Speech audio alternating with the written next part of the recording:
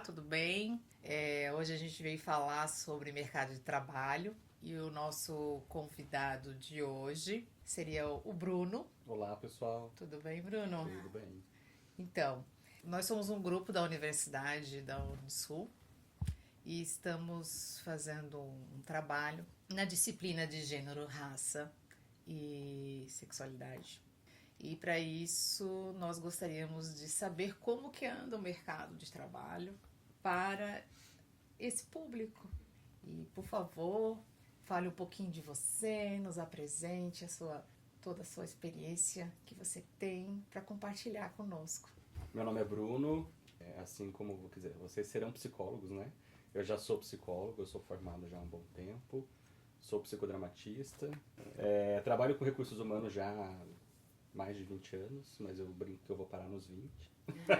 Só contei até os 20 anos, depois disso é lucro agora. Com certeza. Sabe que eu também parei nos 25?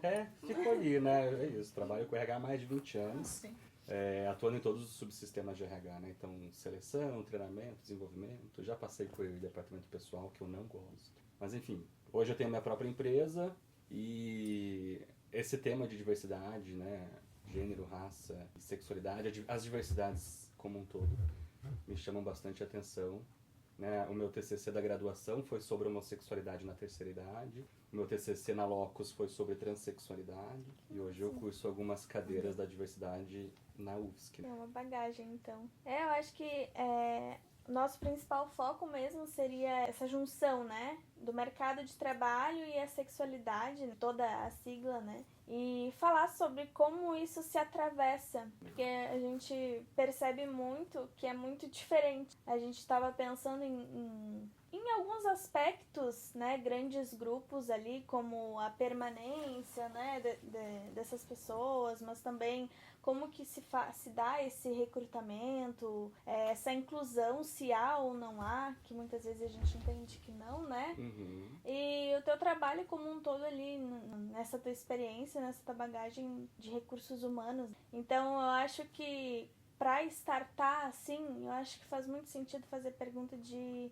como que é esse recrutamento. Se tem, quando chega essas pessoas assim, são selecionadas por ti, chegam nessas empresas, dá para notar alguma diferença, algum de tratamento mesmo e também de permanência dessa pessoa dentro dessa instituição? Bom, se a gente for falar sobre o processo seletivo, né, Isso, que é essa isso. atração mesmo das pessoas no geral para fazerem parte das empresas, existem algumas formas de se fazer esse processo, né? Então, se a gente quer atingir de fato as diversidades, hoje as empresas estão já trabalhando com oportunidades direcionadas às diversidades, né? Então, já tem esse recorte de inclusão já no processo seletivo. Isso em 2019, ali pela pandemia, foi uma polêmica, não sei se vocês chegaram a acompanhar nos LinkedIns da vida. A Magazine Luiza tinha feito uma... Não só ela, né? Mas ela é que mais sofreu hate aí na internet. Abriu uma oportunidade específica para pessoas negras na época. E no LinkedIn foi uma confusão, né? No sentido de, isso não pode acontecer, imagina, está reservando o mercado. O que eu achei interessante foi que a empresa bancou. Eles falaram, não, a gente quer trazer as pessoas diversas para a nossa empresa. E se a gente abre um processo seletivo de ampla concorrência, a gente já tem dificuldade em atrair essas pessoas. Se a gente for pensar de início, essas pessoas já têm mais dificuldade se a gente for comparar com os privilégios que pessoas brancas, héteros, cis têm. Então, dificilmente essas pessoas vão se aplicar em alguma oportunidade, né? Então, as empresas já estão começando, de fato, a abrir oportunidades direcionadas às diversidades. As empresas pelas quais eu passei nunca foram feitas, nas quais eu atuei como CLT, né? Nunca foram abertas vagas direcionadas. Então, no processo seletivo, a gente ia entrevistando as pessoas que se aplicavam a essas vagas. Mas, claro, a gente sabe que o processo... Estou falando aqui que passa pelo processo normalmente, mas a gente sabe que esse processo não é normal para essas pessoas, né? Elas já partem, de fato, de uma dificuldade maior, seja por formação, seja por acessos que outras pessoas têm e elas não conseguiram ainda, né? Então tem que ter esse olhar, de fato, diferente para essas pessoas, independente da sua diversidade, né? Acho que precisa ter, e algumas sofreram mais historicamente que outras. Hoje é super comum de a gente ver vagas abertas para a população negra, a passos pequenos e lentos, mas estamos avançando. Legal. Em relação às taxas de contratação, ainda falando sobre esse recrutamento, essa parte inicial ali. Tu falou que obviamente tem uma diferença quando não é aberto ali as vagas exclusivas ali, vamos dizer assim. Mas, num geral, assim, essas taxas de contratação e também de demissão, né? Percebe alguma diferença quando se relaciona diretamente com essa questão de sexualidade? Eu penso que quando o candidato ou a candidata abre a sua homossexualidade, por exemplo, né, num processo seletivo, dependendo de quem está ali fazendo esse processo ou dependendo da cultura da empresa, pode ser um ponto negativo. Sim. O que não seria necessário, né? Se a gente for pensar, ninguém fala num processo seletivo, eu sou heterossexual, Sim, né? E sou casado e moro com a minha esposa. Mas quando a pessoa vai contar a sua história nesse processo seletivo e fala, eu sou casado e moro com meu marido, se é no caso de um homem, Sim. dependendo de quem está ali e dependendo da cultura da empresa, isso acaba, assim, pesando negativamente para essa pessoa. Infelizmente ainda é assim. Poderia vir aqui e falar para vocês, isso não é um problema nenhum, né? É tudo tão lindo, mas não é. Sim. Né? Eu já atendi empresas que falavam, aqui a gente atende todo mundo, né? Todo mundo pode participar do processo seletivo, mas se empata, né? Se é assim, eu tenho 2 pessoas super boas, mas uma é hétero, branca, cis, com certeza essa vai ter muito mais chance de entrar nessa posição do que uma pessoa que não seja, né? Nesse recorte padrão que a gente tem. Nos processos de demissão, eu penso que para poder demitir uma pessoa, essa pessoa já passou por um processo seletivo, ela já entrou na empresa, né? Vamos considerar que não existe um programa, né? A pessoa entrou sem um programa específico para isso. Acho que as demissões aí acontecem de fato por desempenho, a não ser que pegue alguém nesse percurso da empresa que seja preconceituosa, e aí sim pode acontecer.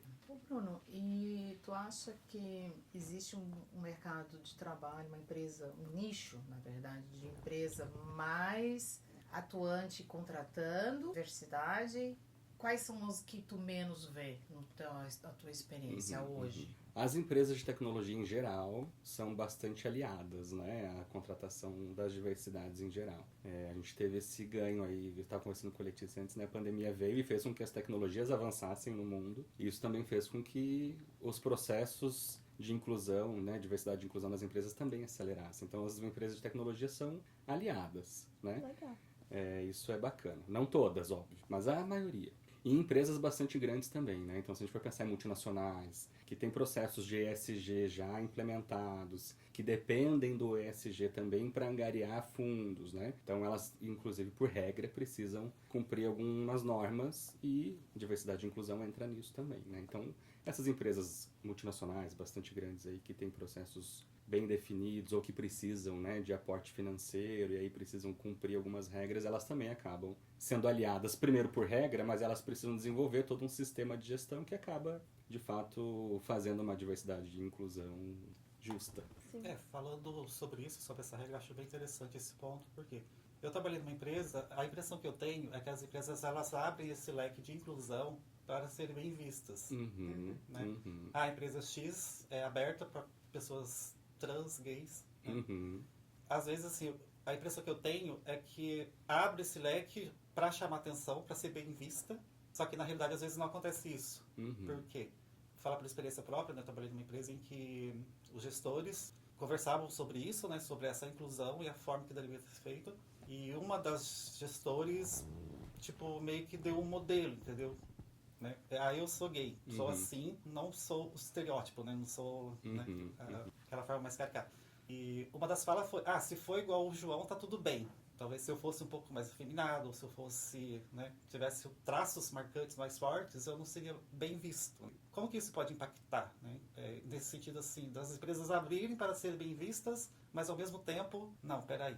Isso é uma realidade, né? Isso não é uma impressão só sua, é uma realidade de fato. Tem empresas que abrem processos seletivos ou que publicam nas suas redes, principalmente, que tem diversidade e inclusão por uma questão mercadológica, por uma questão de marketing mesmo. E isso acontece, isso é realidade. Agora, essas empresas que eu comentei, que têm processos mesmo de ESG, que elas são auditadas, elas precisam de fato ter um processo que sustente. Não dá para eu vir aqui publicar nas redes e falar, eu tenho, mas a hora que vira uma auditoria eu não consegui comprovar que de fato eu tenho processos e formas de atender essas pessoas na sua diversidade, na sua individualidade, porque não vai funcionar para essas empresas, né? Mas tem muitas empresas que sim, fazem só marketing, né? Eu falo sobre isso também, eu achei bem interessante um artigo que eu li sobre a Vale, né, a empresa Vale. Ela é a única empresa no Brasil, né, que ela incluiu no plano de saúde cirurgia de transição para funcionários trans e estendeu esse benefício para os dependentes, né, maiores de 21 anos. Que legal. Eu acho essa uma iniciativa legal, porque, de fato, sim, ela realmente está promovendo essa inclusão e dando subsídio, dando suporte para que realmente as pessoas se sintam à vontade nesse contexto, né? No ambiente laboral. E é isso que é atender, de fato, as diversidades, né? Quando a gente fala em ter colaboradores funcionários, a gente precisa atender essas pessoas na sua integralidade. Se a diversidade faz parte da vida, que bom que essas empresas atendem também essas necessidades da diversidade. Eu atendi uma empresa do Rio Grande do Sul, foi no início desse ano, foi final do ano passado e início desse ano. Eles também têm um programa para redesignação sexual para pessoas trans, né? Não me ative se chega para dependentes, eu acredito que não, acho que é só para colaborador mesmo. Mas já é uma empresa que pensa nisso, eles apoiam esse processo de transição, o que eu acho excelente. Sim. Temos algumas, e é uma empresa de tecnologia, né? Então temos algumas empresas de fato que são aliadas às vezes por questão cultural, essa do Rio Grande do Sul que eu atendi é de fato cultural, faz total sentido para o negócio deles, inclusive, e tem empresas que fazem isso por uma questão de mercado mesmo, né? Eu preciso de apoio, eu preciso de dinheiro, para isso eu vou pedir financiamento para um banco, por exemplo, internacional, e o banco me exige que eu tenha. E aí faz o processo muito bem feito, mas não é por ideal, é porque precisa. Mas que bom que fazem, não estou claro. depreciando também esse processo, né? Se não fosse esse processo, não teríamos tanta entrada de pessoas diversas nas empresas, que bom que tem. E isso vai se tornando cultura, né? Por mais que venha por uma necessidade mercadológica, isso se torna cultura com o tempo. Eu penso sobre essa política, assim, inclusiva dentro das empresas, que muitas vezes é muito difícil dessas pessoas chegarem, mas também quando chegam, não é só a empresa, né? Se torna uma rede, porque é uma empresa que tem funcionários com pensamentos muitas vezes que são discriminatórios e preconceituosos. Então é muito importante trabalhar como um todo, né? Para fortalecer essa cultura ali, não só na hora da seleção, até essas empresas que tu falou que meio que fazem isso só para dizer que fazem, né? Muitas vezes por marketing, pode no final acabar não funcionando, não atingindo o objetivo, né? Porque precisa ter essa rede, assim, de todo mundo entender isso, ou pelo menos ser falado, né? Eu acho muito importante, eu acho bem válido. Eu penso que a empresa que faz isso por marketing, ela não se sustenta o processo. Isso. Né? A gente tem um grande banco aqui no Brasil. Eu não vou falar nomes de empresas, mas vocês devem acompanhar também nas redes e jornais, né?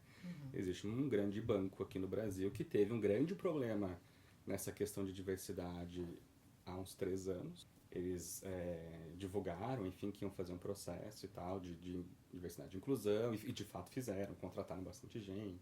Mas recentemente tiveram um outro problema da mesma natureza, ou seja, fizeram mesmo, né? Coloca em dúvida o processo, coloca em dúvida se de fato levam a diversidade e inclusão sinceramente dentro da organização. Né? Não se sustenta, se é só por marketing. Vai ser, ok, consegui vender muito mais esse mês que eu fiz essa campanha.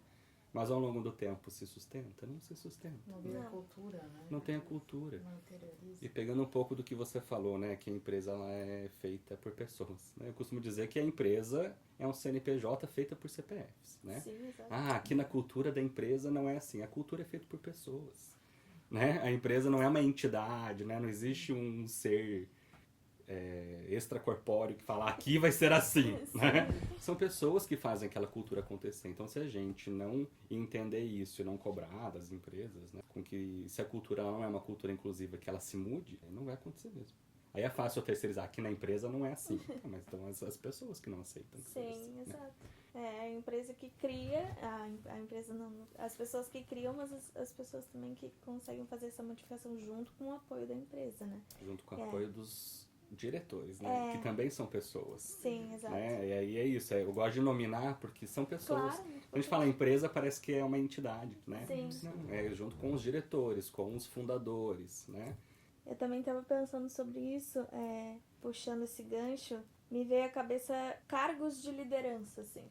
Que muitas vezes as pessoas estão ali inseridas, mas ao mesmo tempo não têm a oportunidade, muito por essa cultura feita por essas pessoas participantes, né? Como não conseguem chegar lá. Muitas vezes essas pessoas, elas omitem a sua própria identidade, como a gente estava falando anteriormente, para conseguir chegar em algum cargo ou ser reconhecida somente no que faz, como um trabalho bom, né? Enfim, por conta disso não conseguem chegar nesse cargo de liderança. Tu consegue perceber isso e como na tua experiência isso impacta de fato? Isso é nítido, né? As posições de liderança são ocupadas ainda por homens brancos, héteros e cis, a maioria, né? Sim. A gente está vindo num movimento bastante forte de aumentar a representatividade feminina no board da empresa e em posições de liderança. No board é outro esquema, né? É muito mais difícil a mulher chegar lá na cadeira de diretoria, por exemplo, se ela não é uma das fundadoras. Porque se é fundadora ainda consegue, Sim, né? sim. Eu sou dona desse negócio. Agora, se eu entrei na companhia, né, em carreira, é muito difícil chegar lá. A gente ainda tem esse desafio. E se a gente for falar sobre sexualidades, né, aí a gente vai aumentando ainda o desafio. Essas interseccionalidades das diversidades vão piorando, né, a situação da pessoa, do sujeito, né? Então, vamos pensar aqui. Uma pessoa que faz parte da comunidade LGBT já tem dificuldade. Se é uma pessoa trans, tem mais dificuldade ainda. Se é uma pessoa trans e negra, tem mais dificuldade ainda. Se é uma pessoa trans, negra, periférica e pobre, é quase impossível, né? Então, se a gente vai tendo essas interseccionalidades, a gente vai vendo que a dificuldade e os bloqueios vão aumentando para chegar nessas posições, né? Sim. Então, João, né? Como o João estava comentando, ok, se eu for um homem homossexual que eu não aparento ser, eu performo heterossexualidade, as minhas chances de conseguir uma posição de liderança numa empresa são maiores. Agora, se eu vou me distanciando da heteronormatividade, as minhas chances vão diminuindo. E é curioso falar sobre isso também porque, né, quando o ser, ele meio que omite a sua identidade sexual para se manter no trabalho, né? Eu acho que isso acontece bastante.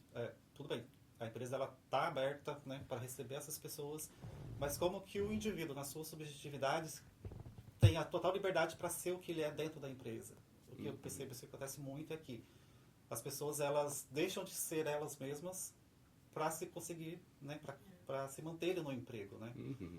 E como que a empresa poderia trabalhar isso, né? Isso é mais forte no comércio, né? Acho assim que empresas fechadas de tecnologias, né? Mas assim, essas empresas de comércio, né, que trabalham com o público, né? Até que ponto assim o cliente ele vai ver aquele atendente ou aquele vendedor diferente, assim, né? Vamos supor, tem uma trans lá que é uma vendedora, né? E como que a gente poderia fazer para melhorar realmente esse acolhimento para que isso fique de uma forma assim mais natural, né? Não rotulado como... Não é um tokenismo, né? Existe não sei se vocês já estudaram sobre isso, né? Mas existe um fenômeno que chama tokenismo, que é as empresas contratarem, o brinco é contratar um exemplar, né, de cada diversidade, e esse um exemplar vai carregar a diversidade nas costas da empresa. Você tem pessoas homossexuais? Tenho, eu tenho o Bruno lá, ó, uma empresa de 500 pessoas. Eu tenho o Bruno, que é gay, né? A gente tem, sim, um exemplar da diversidade aqui, né? Mas tem pessoas negras? A gente tem o João lá, que trabalha fazendo cafezinho, né? A gente tem uma pessoa, assim, negra. Para a gente conseguir aumentar essa inclusão, de fato, é preciso fazer um processo. Então, empresas que trazem programa de diversidade e inclusão e que foquem em todas as diversidades. A gente vê muitas pessoas, as empresas abrindo o programa de diversidade e inclusão, focando apenas no G do LGBTQIAP+. Esquece, inclusive, das pessoas negras que não estão nessa sigla, né? A gente não fala em sexualidade, a gente fala em identidade, de fato, em cor, em raça. Então, as empresas escolhem uma letrinha e aí, nosso programa é feito sobre isso. Então, é preciso, sim, fazer um programa, de fato, que acolha essas pessoas e que elas sejam bem recebidas dentro da organização. No comércio, eu estou vendo que está sendo mais... A gente está conseguindo agora enxergar mais pessoas trabalhando, né? Pessoas trans, pessoas negras, de fato. Eu atendi uma empresa aqui de Florianópolis, há muitos anos atrás, em que no comércio, nas lojas, eles aceitavam pessoas negras para trabalhar, porque aí o público via, né? Então existia essa identificação, se eu vou atender um cliente negro, existe uma vendedora negra. Mas no escritório eles falam, não, aqui a gente não quer ninguém negro trabalhando. Nossa diretoria não quer. Nossa. E eu falei, então tá bom, então eu também não atendo mais vocês, né? Eu dei um churn no meu próprio cliente, porque não faz sentido, né? Então é isso, vai passando pelos preconceitos. Mercadologicamente é legal no comércio ter, mas aqui perto de mim eu não quero, né? Então a gente vai vendo essas diferenças e essas dificuldades. Então monta-se um bom programa, né? Faça um programa desde o começo. Agora a gente está ouvindo falar bastante em segurança psicológica. Se a gente fala em segurança psicológica nas organizações, não tem como não falar sobre as identidades, não tem como não falar sobre diversidade e inclusão. Como é que as pessoas vão ser elas mesmas?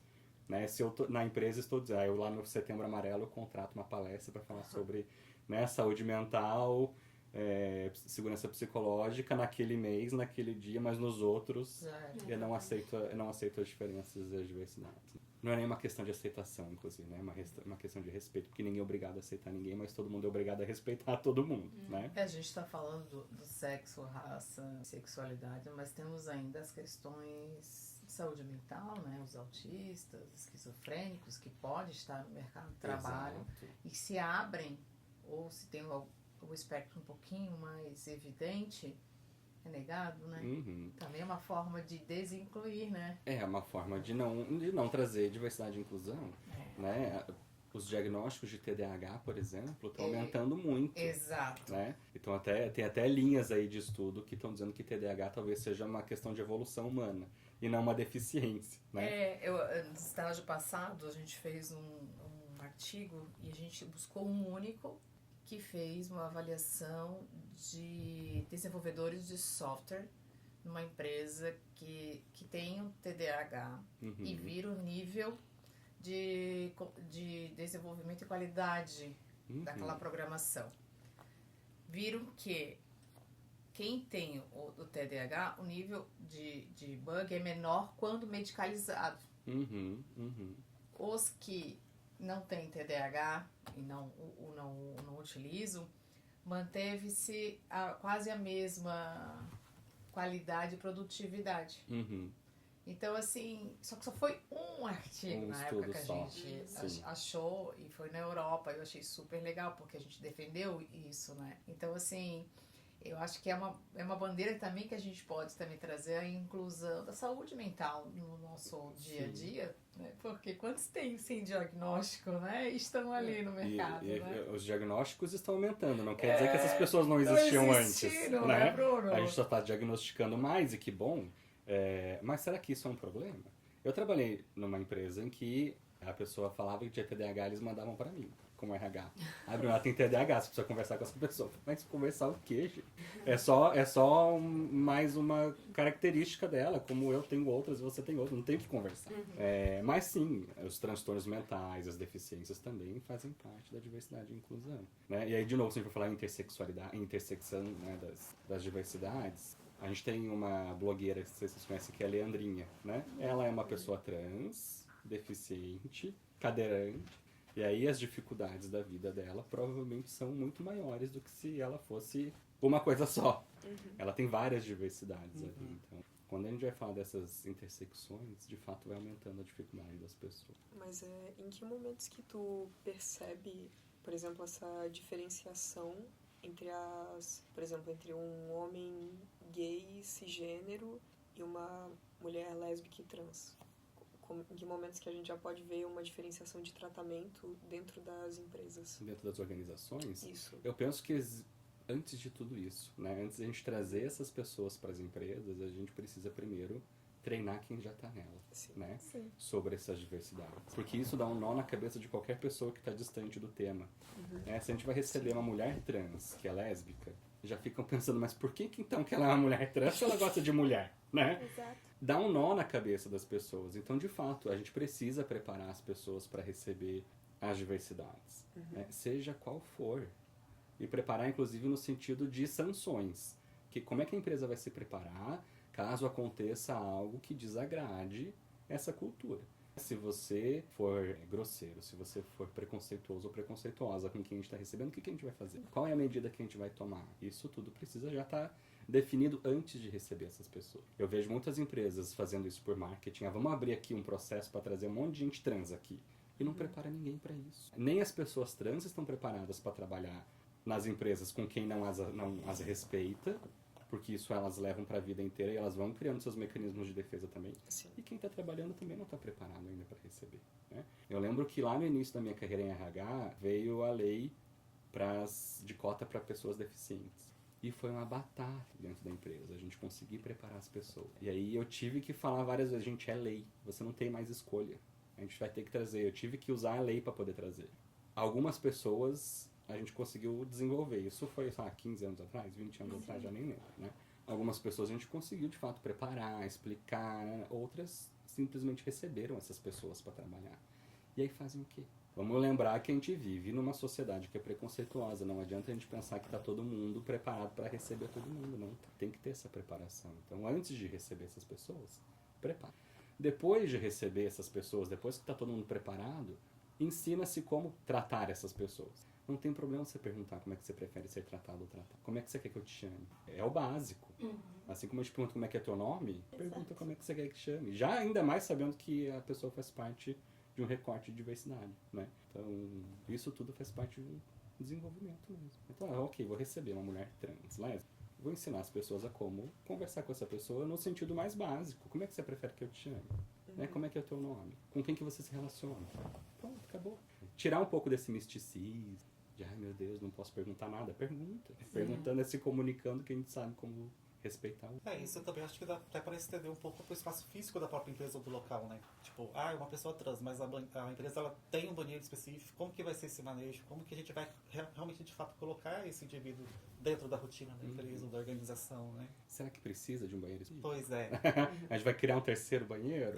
Né? Não faz muito sentido. Sim. Eu até estava vendo um postzinho nas redes sociais essa semana de uma professora em sala de aula. Ela escreveu lá, né, no Instagram. Ela falou, um aluno meu veio me perguntar, será que a gente pode falar então sobre banheiro unissex? Vamos começar com banheiro unissex no sentido de trazer a polêmica dela. Boa. Quem sabe a gente começa então falando sobre o banheiro do ônibus que vocês pegam, né? De excursão para ir pro parque de diversões aqui, que tem um banheiro só dentro do ônibus, né?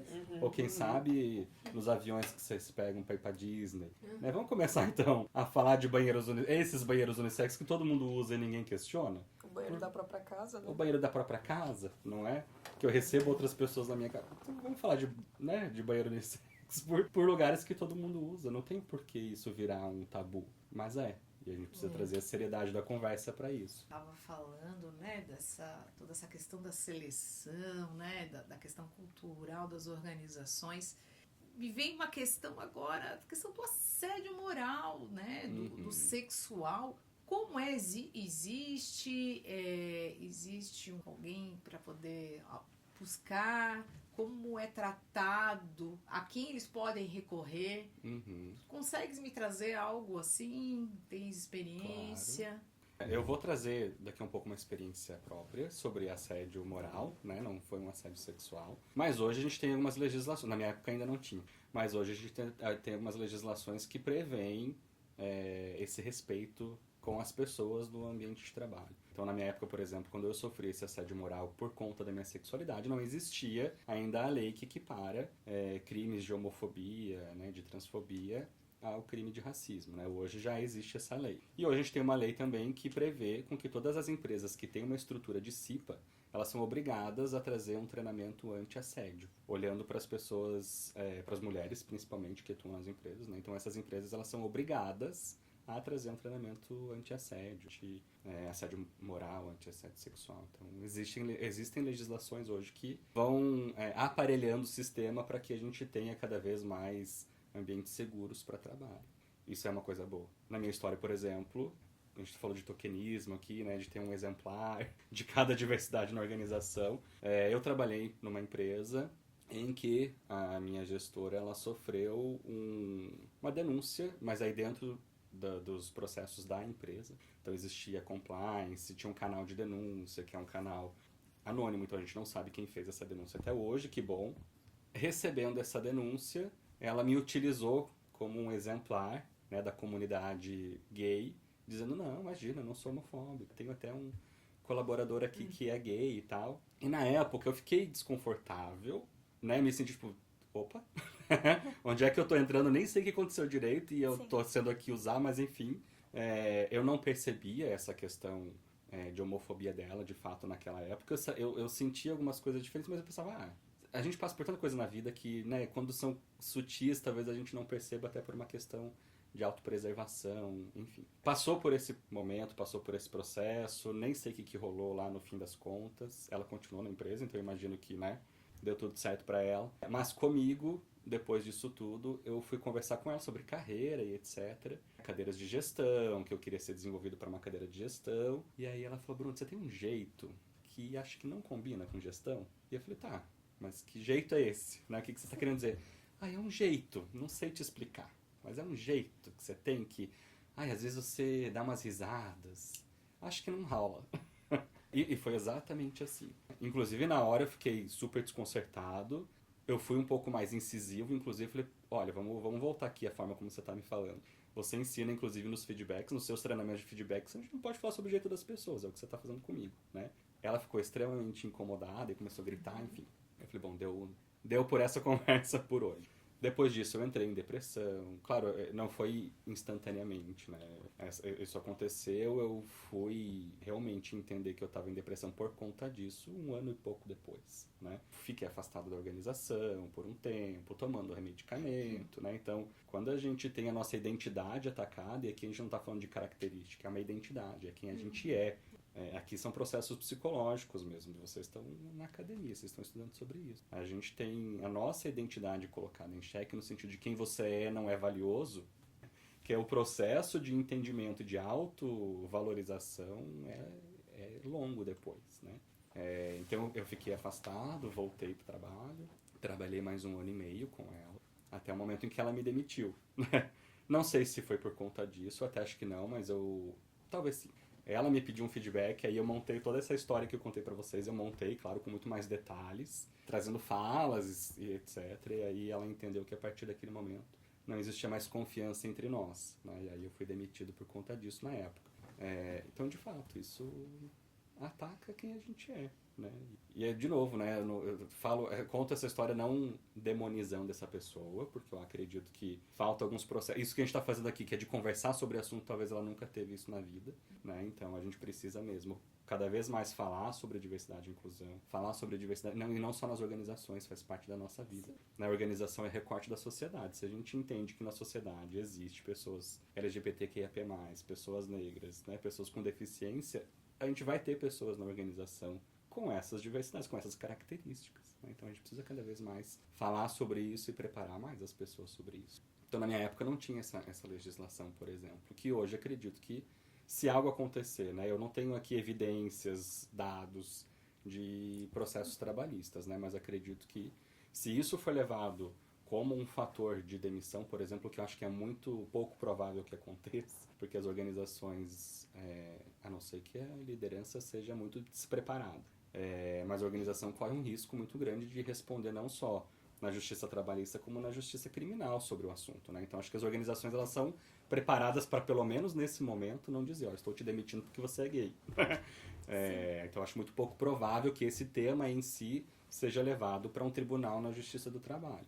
Mas se isso acontecer, né, e a pessoa tiver lá todos os dados e fatos, eu acredito que pode escalar, sim, para além da justiça do trabalho, essas questões. É complicado. Quando a gente vai para a justiça é mais complicado, né? Mas... E dessa tua história, eu percebo assim que, na verdade, tu não foi avaliado por nenhuma atividade que tu executava, assim, se tu era bom ou não. Ela não avaliou isso, ela avaliou a tua característica e para ela isso era suficiente para tu não alcançar um cargo ali de liderança, independente se tu fosse bom, tu não seria, assim, muito por essa questão, assim. E chama atenção também que é uma empresa que tem compliance e provavelmente tem um plano de carreira. Tipo, o Bruno não está no plano de carreira. Sim. Ele acha que está porque ele tem a esperança, a ascensão de estar na gestão. Então, provavelmente ele já vinha sofrendo esses assédios morais, só que inconsciente ele assim, não, eles estão se adaptando, mas é pra... meu objetivo é esse aqui, eu não vou revelar. Mas quando ele chega e senta, né, e reconhece eu, Bruno, identidade, tenho isso, aquilo, aí vem toda uma subjetividade referente ao Exato. seu cargo, né?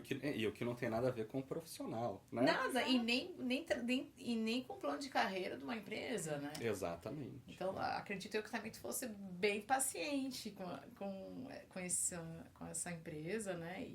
E a gente também cuidando da tua carreira, a gente Sim, sabe sim. como é que é o mercado de trabalho também, nas atividades que a gente faz, né?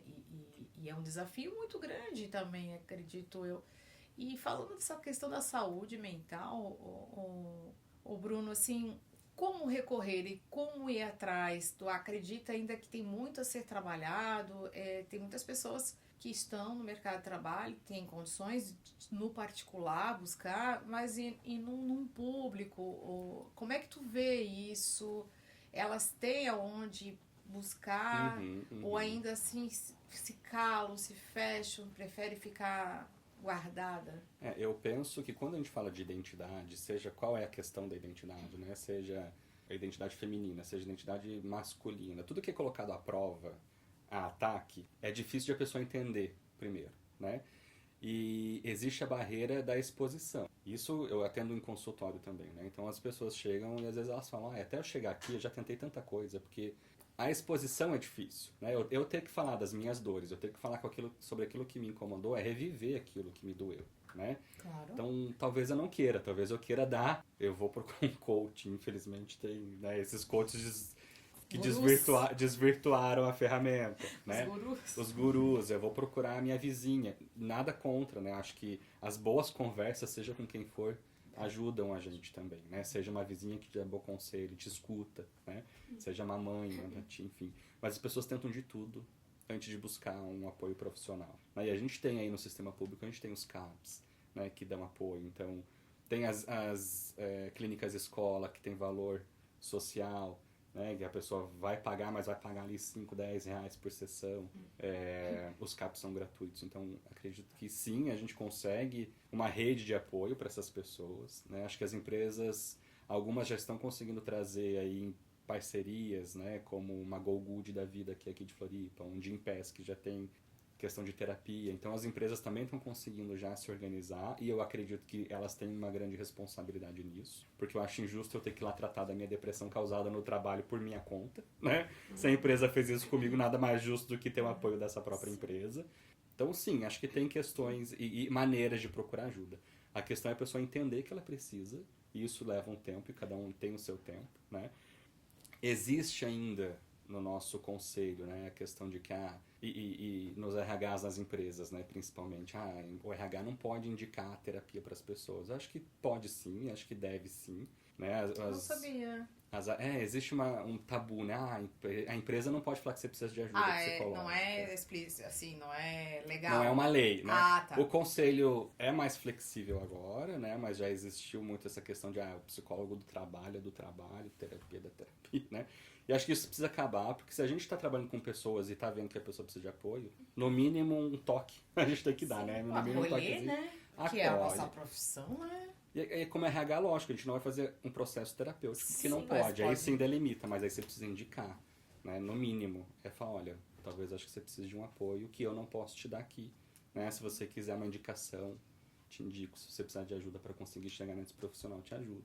Mas até o RH entender isso também é um pouco difícil, né? Porque o RH faz dois papéis, olha para a empresa, olha para a companhia, e tem que assegurar, né, a integridade da companhia, mas também precisa olhar para as pessoas e assegurar a integridade das pessoas. Então eu entendo que é um jogo às vezes complicado de se fazer. Mas quando a gente está olhando para as pessoas, a gente está olhando para a companhia também. Então nada mais justo e nada mais ético do meu ponto de vista é falar, acho que você precisa de ajuda, né? Sim. E eu vou atrás, se a falha for nossa, se a falha for da empresa e for da tua liderança. Vou te apoiar nisso também como RH, né? Eu vou atrás, eu vou conversar com a tua liderança para capacitar melhor a tua liderança nisso. Acho que é o nosso papel lá como psicólogos organizacionais também fazer isso. Não, eu acho que agora, mais se encaminhando pro final, assim, acho que a gente levantou esse tema de mercado de trabalho e a questão geral, né, de gênero, raça, sexualidade, que a nossa disciplina desse semestre está envolvendo, porque a gente vê muito essas questões muito emergentes, assim. E como ter esse tipo de conversa, nós como ainda acadêmicos, futuros profissionais e contigo já atuante, super engajado nessas questões, como se faz importante que essas informações cheguem, né? Tanto nas pessoas que vão atuar nesse mercado de trabalho, fazendo parte ou não da comunidade, e também dessas pessoas que fazem parte ali da diretoria, da gestão, como a gente falou, porque é uma rede e essa rede precisa estar informada como um todo, né? Então, eu até queria te perguntar se tu tem alguma indicação de livro, ou de podcast, ou de qualquer meio, assim, que seja... que as pessoas possam acessar, de fato, para se engajar mais, saber sobre o assunto, como eu falei, né, sendo da comunidade ou não, até possuindo uma empresa para conseguir fazer essa cultura, né, circular, sendo mais inclusiva. Aí, se tu tiver, por favor. Tudo bem. Tenho sim. Bom, eu trouxe alguns livros aqui, mas eu vou começar falando de um outro que eu não trouxe, né? Tá. Se a gente for falar sobre negritude, né? Se a gente for falar sobre racismo, antirracismo, qualquer livro da Djamila Ribeiro eu super indico, ela é maravilhosa, né? Ela é super didática, ela traz de uma forma leve, até aqueles tabus do tipo, eu não tenho local de fala, que vinha se falando, né? Ela vem, quebra isso, ela fala assim, todo mundo tem local de fala do seu ponto de vista. E isso é extremamente importante quando a gente fala em diversidades, que assim a gente envolve todas as pessoas, porque as pessoas usavam isso, né? No, tipo, eu não tenho local de fala, então não vou falar sobre o assunto, né? Não vou ouvir sobre o assunto. E ela, teoricamente, nos quebra isso, eu acho isso super legal. Então, Djamila Ribeiro, qualquer livro dela, qualquer podcast que ela apareça, super indico. Aqui eu trouxe o Devassos no Paraíso, que ele é um livro antigo, esse aqui inclusive ele já é uma revisão, mas ele é super bom. Esse aqui que eu tenho, por exemplo, é de 2007 e ele já é revisado, então ele é um livro bem antigo, né?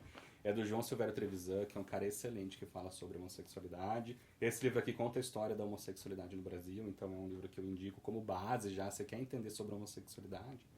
Leia esse livro. Vai trazer questões culturais, enfim. Outro livro que eu indico, que é um livro aqui escrito pelas professoras da UFSC, que é o Beabá da Diversidade. Então fala de diversidade bem beabá mesmo, bem de início, nomenclaturas. É um livro bem gostoso de ler, ele não é um livro acadêmico, ele é bem gostoso de ler. Tem um pouco da academia, porque são professoras da academia que escreveram, né? Mas ele é bem gostoso de ler, então super indico. E ele também serve, por exemplo, assim, porque eu vejo pela minha experiência, eu tenho aprendido nessa disciplina muitas nomenclaturas novas. E esse livro trabalha com isso? Traz algumas nomenclaturas, sim.